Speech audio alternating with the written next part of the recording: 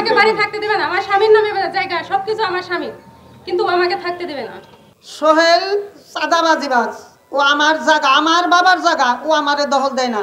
সোহেলরা আমার কাছে 5 লক্ষ টাকা চাঁদা দাবি করে ঈদের পরে, কুরবানি ঈদের পরে।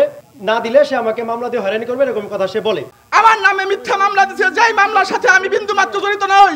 সোহেলরা আমার কাছে 5 লক্ষ টাকা চাঁদা দাবি করে ঈদের পরে, কুরবানি ঈদের পরে। না দিলে সে আমাকে মামলা দিয়ে হয়রানি করবে, এরকম কথা সে বলে। পরে না দেওয়ার অস্বীকৃতি জানাতে সে আমাকে অলরেডি 2টা মামলা ঈদের পরে দিছে, যেটা একটা খারিজ হয়ে গেছে, একটা আদালতের প্রক্রিয়া দিন। আমার নামে মিথ্যা মামলা দিয়েছে, যেই মামলার সাথে আমি বিন্দু মাত্র জড়িত নই। যদি কোনো লোক বলতে পারে যে আমি ওই ঘটনার সাথে জড়িত, আমি আপনাদের কথা দিচ্ছি, আমার যা শাস্তি দিবেন আমি তাই মাথা পেতে নিব। এরকম আমার মতো আরো অনেক লোক, শাহিন মেম্বার সহ আরো অনেক লোক যারা আছে, তাদেরকেও এই মিথ্যা মামলা দিয়ে হয়রানি করে আসতেছে। তাই প্রশাসনের কাছে আমাদের আবেদন, ওকে বিচারের আওতায় এনে দৃষ্টান্তমূলক শাস্তি দাবি করতেছি। সোহেল রানা আমার প্রতিবেশী, সম্পর্কে আমার দেবর, আমার উপরে অনেক অত্যাচার করে, অনেক জুলুম করে। এরাও আমাকে মারছে, আমার স্বামীকেও মারার জন্য লোক পাঠায় মাঝে মাঝেই। এখন আবার আমাকে চাঁদা দাবি করে।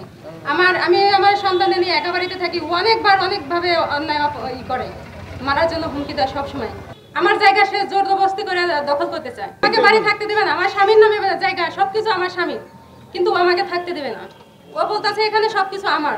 ও আমার কাছে 4 লাখ দাবি করছে। থানায় আমি সেদিন অভিযোগ দিছি, আমার নামে 2টা মামলাও করছে। মামলা করার পর একটা হাজিরা হয়েছে, আর একটা সামনে আছে। নির্যাতন করছে, আবার আমার ওয়াইফকে হুমকি দেয়, আমাকে হুমকি দেয়, বাড়ি থেকে তাড়িয়ে দেবে। আমি এই সোহেল রানার উপযুক্ত বিচার চাই। আমার এই জমিতে আমাকে যেতে দেয় না, আমার মানে ওখান থেকে আমাকে উচ্ছেদ করে দেওয়ার এরকম একটা হুমকি দামকি দেয়। আমার নিজের জমি এটা। আমার ভাই আমাকে তো সাথে থাকতে দিচ্ছে না, সে বিভিন্ন পায়তারা করছে। এর আগে মামলা দিচ্ছে, আবার মামলা আরেকটা দিচ্ছে, পরিচয় দিচ্ছে। এই সোহেল চাঁদাবাজিবাজ, ও আমার জায়গা, আমার বাবার জায়গা, ও আমারে দখল দেয় না। তো এই জায়গাটা এখানে আছে, এসিলিন অফিস আছে, তারা তথ্য নিয়ে দেখুক যে জায়গাটা আমার বাবার কি না। আমার বাবার যদি না হয় আমি এই জায়গায় আসবো না। কিন্তু আমার ছেলেরেও মারছে এই সোহেল।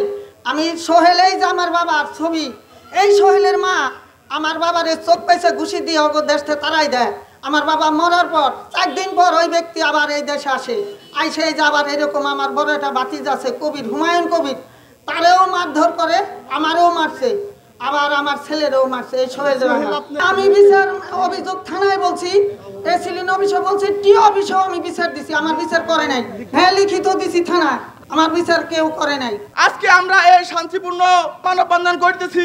আমাদের এই কার্যক্রম যতদিন পর্যন্ত ওর শাস্তি না হয়, ততদিন পর্যন্ত আমাদের এই কার্যক্রম চালু থাকবে। এরপরে আমরা অবরোধ মিছিল এবং বিক্ষোভ মিছিল সহ আরো অন্যান্য পদক্ষেপ নিব ইনশাআল্লাহ।